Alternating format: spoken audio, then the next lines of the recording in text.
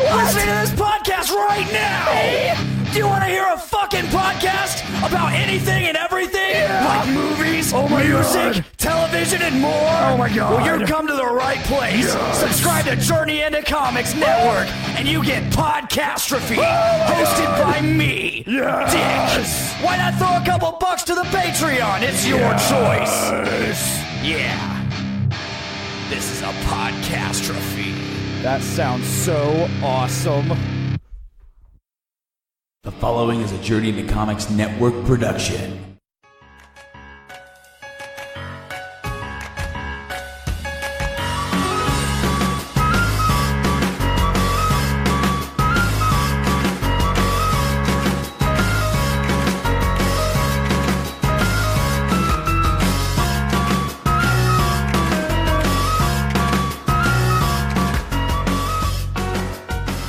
Hi guys, welcome back to another episode of Adulting Ain't Easy, the show about adulting because everyone misses being a kid without all the responsibilities and stuff that has to go along with being an adult. As always, I am your host, Andrew, and joining me, as always, is my lovely fiancée, Liz. Hello. And we're talking this week about being social. Yes, gotta love it. It's a love-hate relationship sometimes.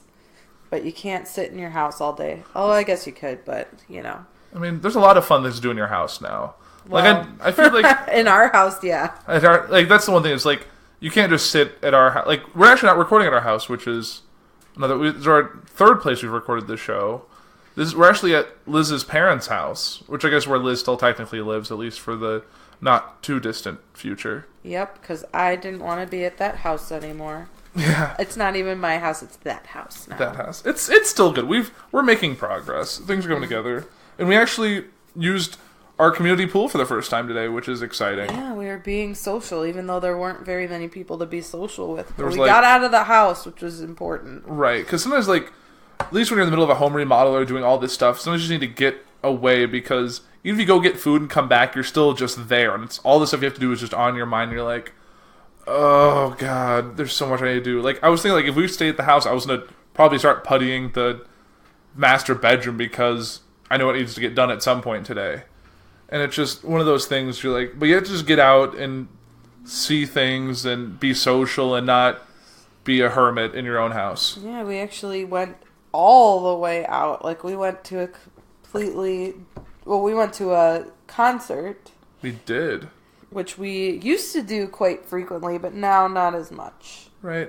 We actually saw one of our favorite bands, Coheed and Cambria, for the 7th time? 8th time? 7th, I don't know. We've seen them a lot. It's hard to keep track when you see a band that much, especially when you're at multiple venues that are exactly the same. Yeah. I mean, I could probably sit here and count, but it would take a while. Because I know we've seen them in certain venues a couple times, but this is a new venue for us. We went and saw on Huntington Bank Pavilion, which is on Northerly Island in Chicago downtown, which is like right across the marina from Soldier Field. So like literally like directly behind us was Lake Michigan. Mm-hmm. So it was very nice, big outdoor venue. We saw them with Taking Back Sunday, which was a pretty cool.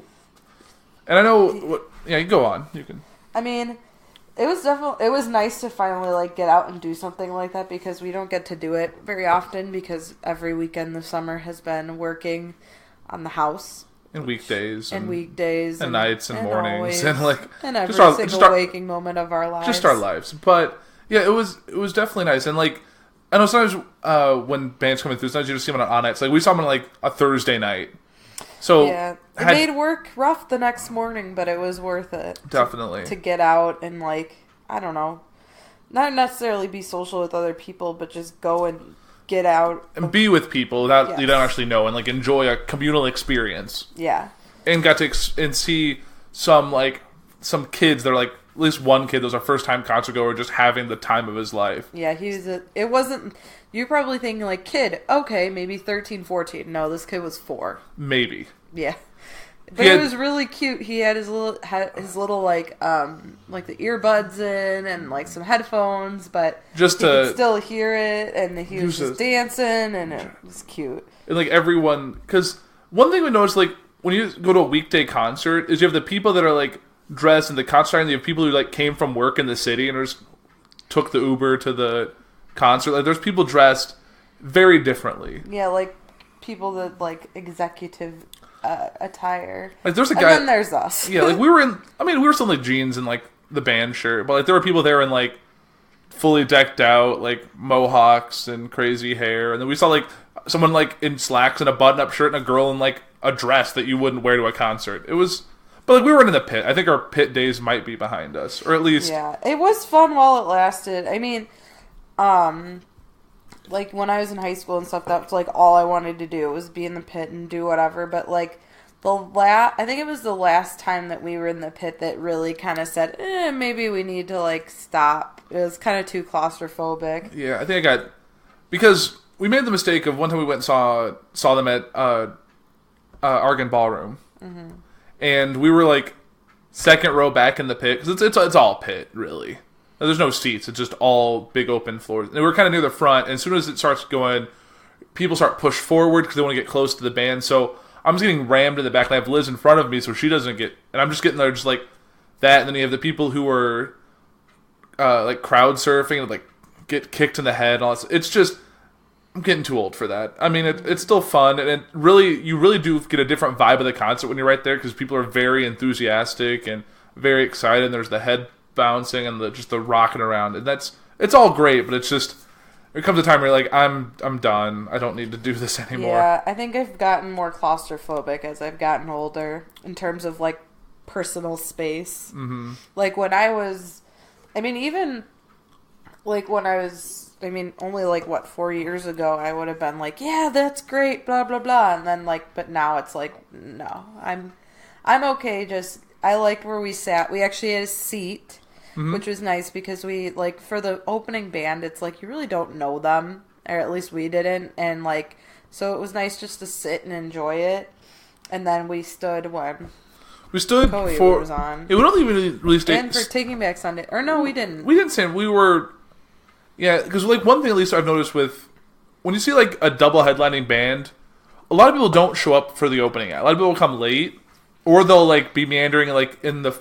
One thing that's nice about the venue is it has, like, a lot of food and beverage things outside, and then the merch and stuff. That was all packed until basically Taking Back Sunday came on, and you just see people running. But, like, people were coming well into right before Coheed came on. Because some people just come they came to see one band, they're going to see one band, and they're going to leave. Yeah. Which I think is kind of a waste of money. I feel like you should just go and see them, even if you don't like them. I feel like it's just, you get your spot, and, you know, you just hang out and whatever. And we had a good time. Yeah, I think it was probably one of the smoothest, because some of the venues we've gone to that have been, like, inside and stuff, you end up waiting in a line wrapped around a corner, like an alley, while you're waiting for the doors to open. Yeah, and that's not fun. Because then you have, like at least in Chicago, there's, at least at one venue, there were, like, homeless people coming up to you and trying to ask for money, and it was just kind of uncomfortable. Spare some change. I'm trying to get drunk. Yeah, that was the guy. That's the best. That was, like, at least he was honest. Right. I mean, the worst thing we got, I think, at this concert was on our way back, everyone trying to sell you Gatorade and beer.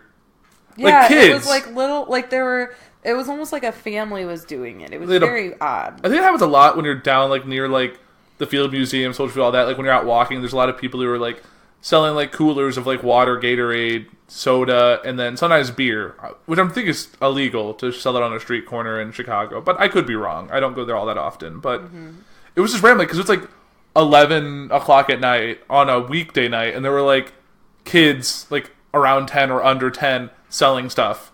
Or trying to sell stuff. And then the crazy light-up rickshaw people. Yeah, because, so how Northerly Island is, it's very, like, you can't, I don't know, we didn't get parking right by Northerly Island, but it's hard to get to, so a lot of people just park and walk, and so...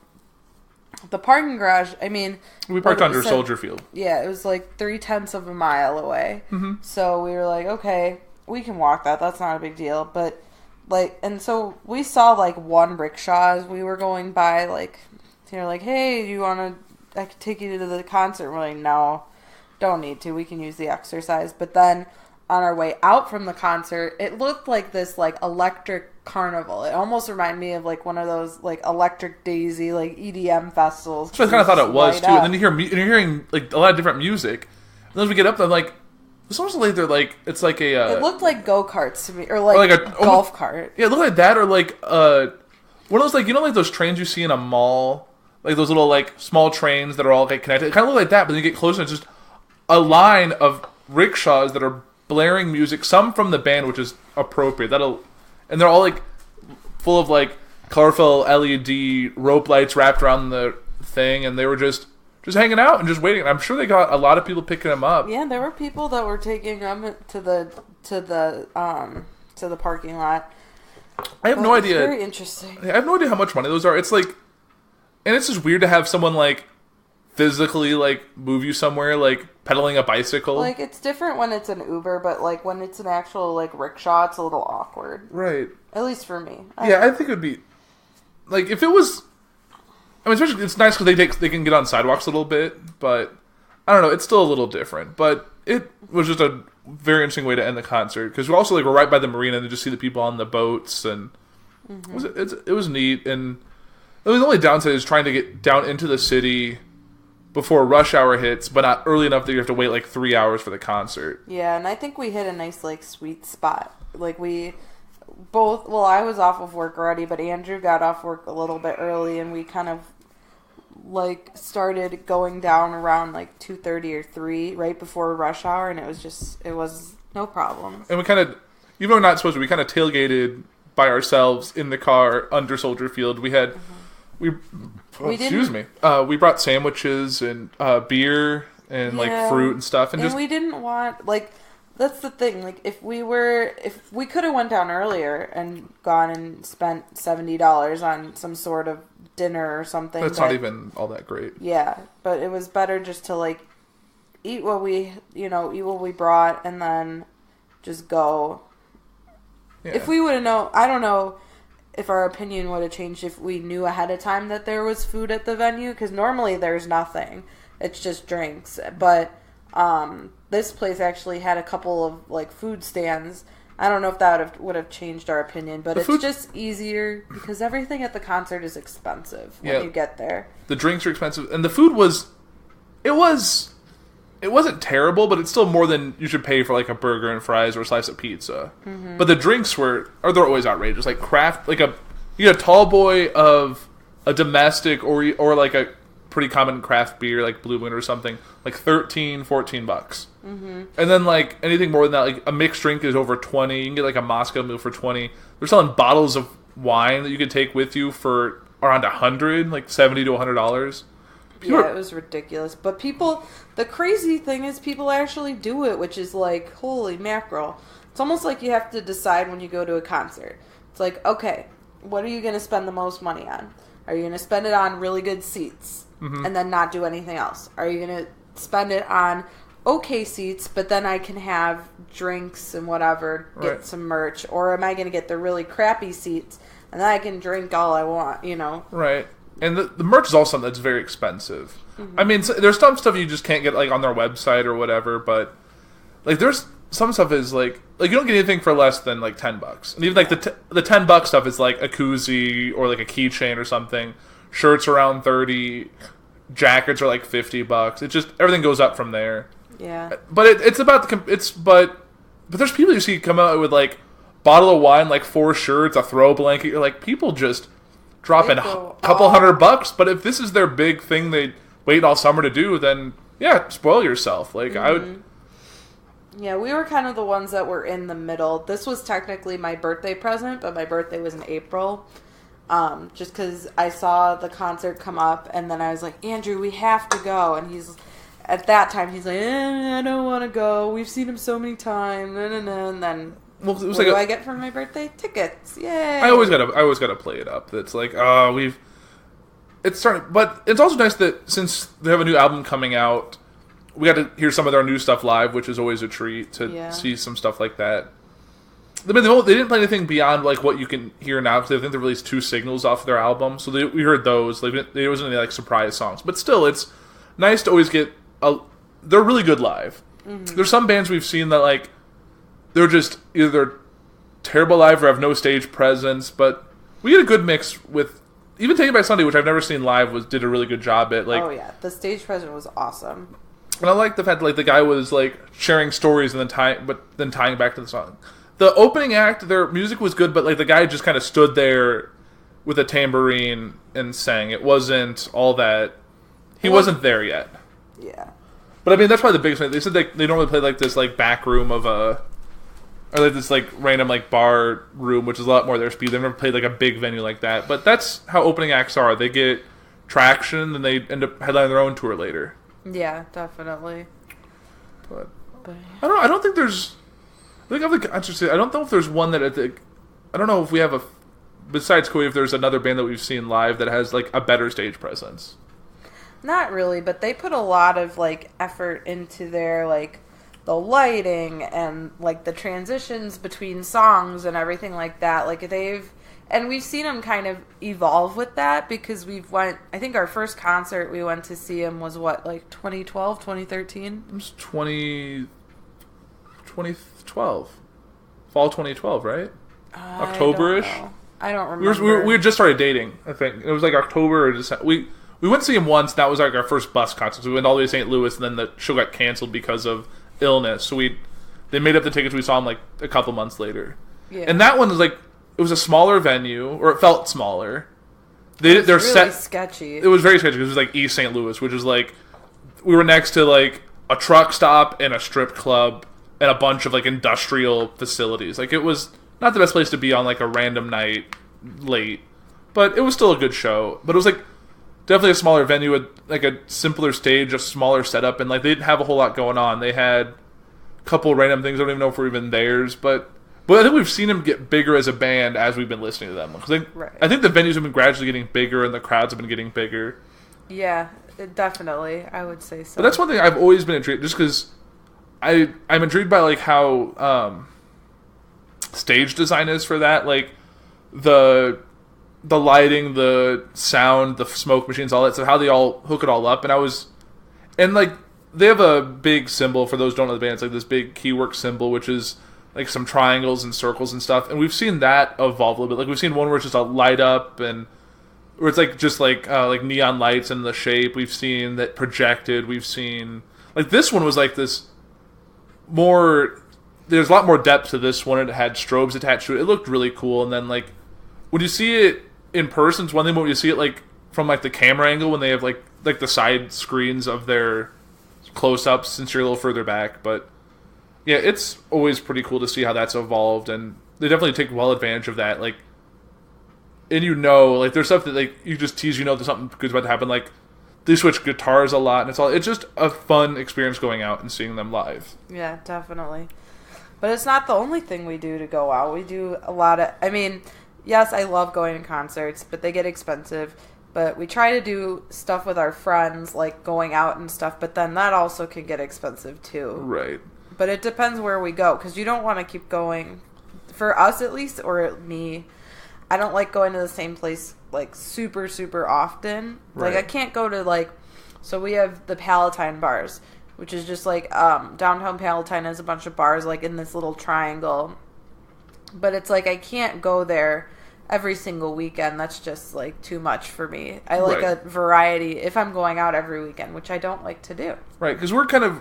At least where our house is located, we're pretty close. Like, there's about three-ish places to 4 places we usually go to. We either go to Palatine, we go to downtown Libertyville, which is really nice. We've been to, like, Grays Lake, we've been to a couple other places around.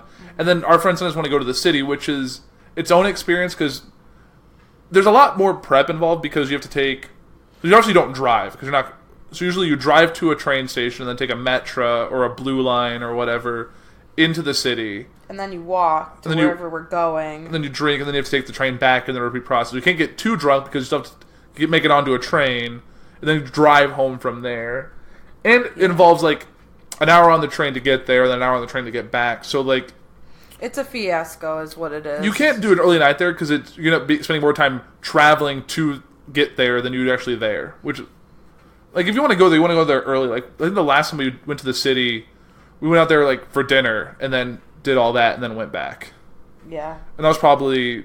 There's a good amount of time to actually be there. But, because we've done it, like, when we've gone out and you go to, like, 4 bars, and it's like, I'm tired, I just want to go back, and you're still not going to be home for least for us, because you'll take the train, you'll drive back, you'll drop someone off, and you still have a half-hour drive back to your place. So it's just, it's a process. I love staying closer to home because it's less prep work.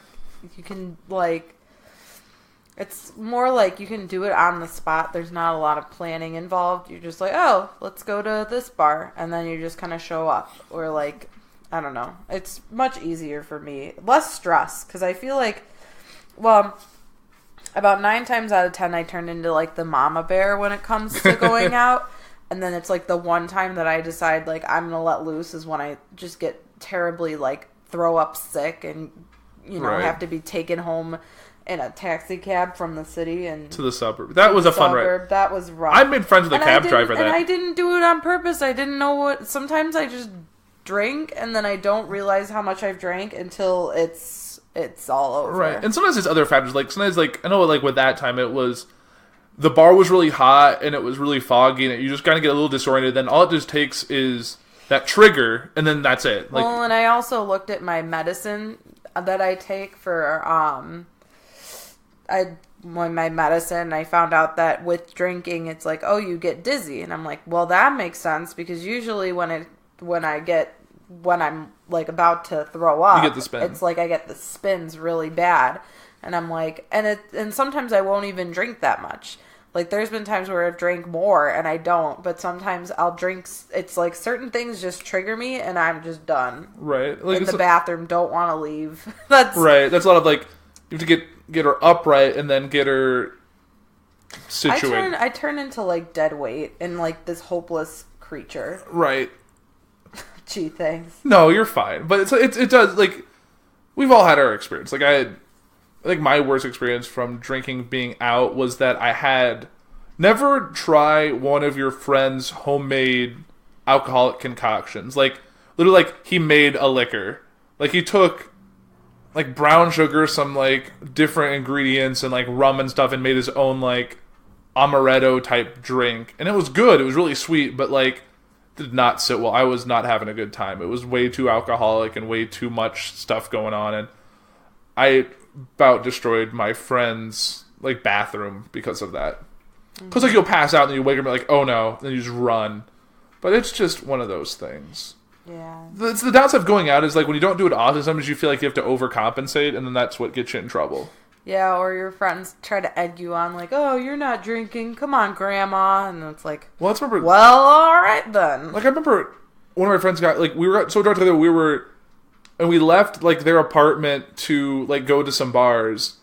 And the guy and I were, like, walking arm in arm, singing Closing Time down the streets of Chicago. I was like, looking back, I'm like, what were we doing? But we were both, like, we were just completely drunk. It was, then you sober up and then you're fine. But it's, Yeah. but, like, not even like that, like, not just going out to drink. Like, a lot of times going out, like, I know Liz and I both like to go see movies, and being adults and stuff now, we kind of like the idea of that some movie theaters you go to also let you have beer. Or let you, like, it's part of, like, it's a separate thing with the concession stand, so you can get, like, popcorn and a beer and go watch a movie. Like, our group of friends went and saw Incredibles 2. With beer in our hands. So, like, I'm sitting there, like, next to, like, kids, drinking a beer, watching Incredibles 2. But that's perfectly okay. You can, if you're 21, you can go drink. It doesn't, cartoon movie, whatever. Mm-hmm. That's how you know that we're real adults, is that we take beer into the movie theater to watch a kid's show. Exactly. Because Incredibles 2 is still a great movie. It was a great movie. I recommend it. Gives you some memories to when you're, like, in middle school watching that movie. Mm-hmm. I agree. Or maybe grade school for you. I think it came out, like, what, like 04? I don't know. 03? I don't know. Everything runs together. I still think it's like 2009. Sometimes I just feel like I could be Like 10 years ago. stuck in 2009. Yeah, it's sometimes, it's hard to tell, like, it's like when you think of, like, something like, oh, remember, like, when we did, like, 2 years ago, and I was like, that was last year. I was like, really? No, or there's me that's like, oh yeah, you know, like, I talk about something in high school and they're like, Liz, that's almost 8 years ago now. I'm like, holy shit. That's crazy. Like, That's where's already been 8 years since, like, our freshman year of high school, or that we were juniors in high school. Like, that's just weird. It's crazy. I say, well, I'm getting ready for my 10-year high school reunion. Yep, mine's not for another 2 years. No, 3. 2011. I graduated in 2011, so 2021. So, yeah, 3 years from now. Man, where's the time go, right? I just don't know. I don't know.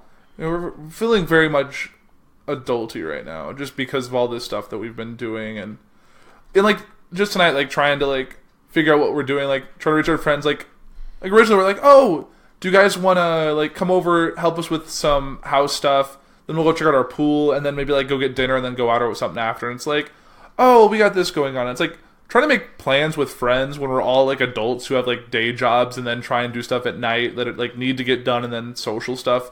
It's just a nightmare and a half sometimes.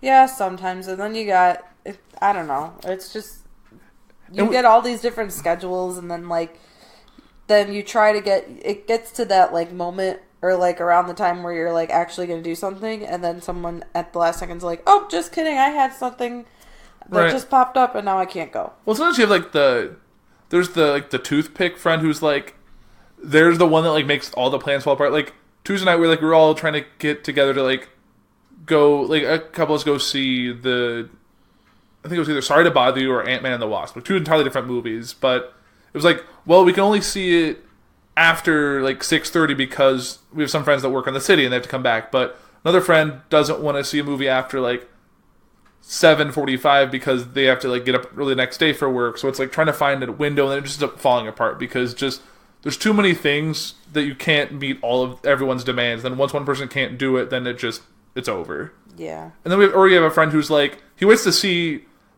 plans set before they're like, oh yeah, I'll do that. Like they don't want to commit to something that's not solid yet, which is just frustrating. You're like, I just want to do things, but it's like, why do you have to have another life outside of me? You should have me as your only friend. We just need to live in the Truman Show where everyone's life is contingent on their life. That's what you need. Yeah, there you go. But I don't know. It is what it is. Like getting together with friends is always a struggle. Like even like for like when we do like foodies, when we end up going there, it's a whole process because like making sure you have time allotted to like get down to Indiana for the show, enough time to record, and then get back without schedules running across. And it's just, this summer's been a nightmare trying to do that just because just don't have the free time to like do the hour down, hour back, and all the time you're actually there. But it's just like plans in general are just hard because there's always a reason not to do something. There's always something going on, and it's just prioritizing and trying to make the best and work it all out so you still have fun and not stress yourself out on all the things you have to do. Yeah. I mean, I like going out, don't get me wrong, but I feel like sometimes and I feel bad because I feel like sometimes I can be like that toothpick friend that's like, because it's like, I'll be excited about plans, and then like when it actually gets to the day of the plans, like, if my anxiety and stuff is not like, if it's not in check, like if I'm worried about something, if I do go, I'm like the Debbie Downer. Mm-hmm. And if I don't go, I just turn into like this pouty little brat because it's like, well, I don't feel like going out, but everyone's going out without me, and and it's just like, or you get like upset, like they're gonna hate me for not going out, or they're. Oh yeah, that's definitely a thought that goes through my head. Do they hate me? Why? I'm not going out. They must hate me. Or if I want to leave early because I'm just like not feeling it. I'm like, oh, they must be so mad at me that I left early. And yeah, I get all those like, lovely social thoughts because I'm such a social person. Not really. Yeah, we're overthinkers and we stress about small stuff, and it just happens. It's just the nature. Certain people, it's just in their nature. Yeah. And it's not a bad thing. It is what it is. Yep. But I don't know. But it's nice when you do it, when everything, I like when the stars align when it comes to like plans. It's like everybody's excited to do it. Everyone that was invited is coming, and then it just, and it doesn't happen.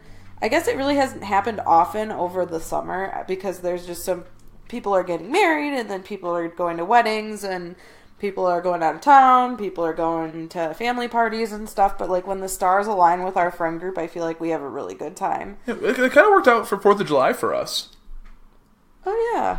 That was probably the last thing that actually, like, we actually were all kind of together, and it was like, we're like, oh, because everyone has the day off, we can't do anything late because we all have work the next day because, I don't know, I feel like everything should be on, like, the day before 4th of July, so you have the 4th of July to, like, recover, like, kind of like when you have Like New Year's Eve. Yeah, like when you have the New Year's Day off, not New Year's Eve, because everyone does everything on New Year's Eve. But yeah, that whole thing. But like all of our friends were like free, didn't have anything going on because it's the middle of the week. Like you don't have during the day, some people had stuff, but they were like, oh, like at night for fireworks we can come, and then everyone else, kind of the stars aligned with that, and it was. So we had the full group, and we were able to put like our blankets out and like sit back and watch the fireworks show. And because it was late, it was quick, and you in and out, back home, ready in bed, ready for work at like 10:30, and then like, all right, let's do it. Let's do the next day. Like, I like when it all works out like that. And like we've had, it's like small things, not like a big plan. It's like, oh, we're all gonna do this. Like, remember like one of our friends was in like a club baseball team, and we all got together to see one of his games that just happened to work out. Mm-hmm. I don't know. And then we went out afterwards. Like it's sometimes it's just the small things. Sometimes you don't have to like. It's stuff like you don't put a lot of time and thinking into actually planning it that ends up working better than the stuff like, all right, so a week in advance we're gonna do this on this date. We're doing this, all this. These people are invited. Let's do it. Mm-hmm. So we're gonna try like set up like a birthday party or something, or like a birthday outing. Yeah. It's just like a whole. Or like when like your friend was leaving for like going abroad, and trying to get everyone together to see him off, and it was just like, well, we're gonna do it this day. Well, he's not available. Well, that's not gonna work. Can't have that. It's I don't know. Plans are just hard to make, and going out as much fun as it sometimes is just like I know. Like earlier today, I was thinking like I want to hang out and be social with our friends, but like I know if we go to the bars, it's gonna be out till 2 a.m. and then I have to manage to get up so we can do work on the house tomorrow and then do our other things. I still have to pack for my work trip and all. It's just like you always can think of all the excuses when like when you're not 100% into actually doing it. Right. But I'm forcing him to be social, but not for. I mean, we put kind of a limit on it, which was nice because like I don't really want to be out super late either. And that's as we've gotten older. I mean, this solid group of friends has been together for what, like almost 3 years or something. Since I've moved up here, yeah. So it's nice now that like what I like when we can catch everybody on the same wavelength too when it comes to like going out, because then like there's sometimes where we're all like, yeah, we'll go out, we'll stay out late, whatever, and then there's other times where it's like some people want to stay out late, some people can only stay out till this time, and then you're like trying to juggle how everyone is going to be able to participate. But I like when it's like everybody is on the same page. Like I like doing that because like if it's a chill night, then everyone kind of like knows, like there's like almost like you all know in your brains, like you're like, okay, I want to leave by 10 o'clock, but no one says it. But then when 10 o'clock hits, everyone's like, oh, I'm ready to go. And you're like, yes, everyone is thinking the same thing. But then someone's like, oh, I just ordered another drink. You're like, oh, okay. Then that's it's like, oh, okay, we'll all do another drink. And then it's like people drink slower and faster, and they're like all waiting for like that last person to finish their drink. And you're like, I remember sometimes when you would be with me, if I was a slow drinker, you just take my drink and like finish it for me. Like, all right, it's time to go. Yeah. But that's always fun. But like we've had those times like when we were like in college, we out of college, where we'd close places down like 4 a.m. Well, there were even times where we were at friends' houses, and we had this one place, and we would always joke that it was like a time warp, because it was like we'd be so into like whatever we were doing. We were just like hanging out, talking. We would look at your phone, and you're like, okay, it's like midnight. So it was midnight, so we're like, oh, we'll stay a little longer.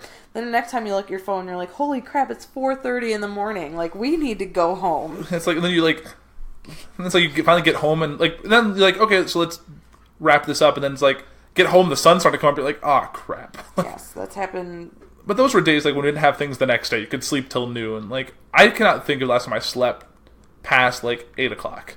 Yeah, I think the latest I've slept over the summer so far is maybe 10:30, maybe 11. I don't know. It's just, I can't do it anymore. I feel like even on those days where I sleep until like 9, I feel like I still like I'm missing out on part of the day. I don't know. Right. It's about being old. I don't know. Yeah, it's like half the time I stay up late now is to actually like do things. Like Liz will yell at me. It's like, when I'm going to bed at 11. It's like, what were you doing? Well, I was putting putty on the wall in the family room. You have to work the next day. You have to get up like at 5. Like, it's fine. It's whatever. Then she'll tell me I'm turning into my father, and they're like, oh, that's I'm done. I'm going to bed. All right. Yep, that's all it takes. Yeah. It's like that commercial where is it like a Geico commercial It's or that something where it's like, oh, my husband's turning into my father-in-law or mother-in-law. Oh, and it's like he's like slowly like change, like it's like every time I've changed like different glasses, and then it's like a weird robe he's wearing, and then like how he's doing with all this stuff. Yeah, it's just the nature of the beast. So like being social is great. I love doing it, but sometimes you just need a break between that. But like luckily, since we're practically married, we're always social with each other. We're always at least together doing something. Even if we're just staying home, it's still considered a date because we're together. Aw, how sweet. I know. But I think that might be a good stopping point for today. Ended on that nice, happy note. But happy. being social is good. You got to make sure to set time for it. Yeah, even if you have other things going on, you really. Yeah, it's always good to go out. Don't stay in your house too much. And like, or like, make sure the party's always like at your house. Like, okay, we're gonna pregame here, so I don't have to like go somewhere first. That's always nice. But yeah, so that's it for Adulting It Easy this week on being social, because being social is very important. So we'll be back in a couple weeks with another episode. We don't know what the topic is because we usually figure it out like a day before we actually record. So that is another episode of Adulting It Easy. I'm Andrew. And I'm Liz. Have a great week.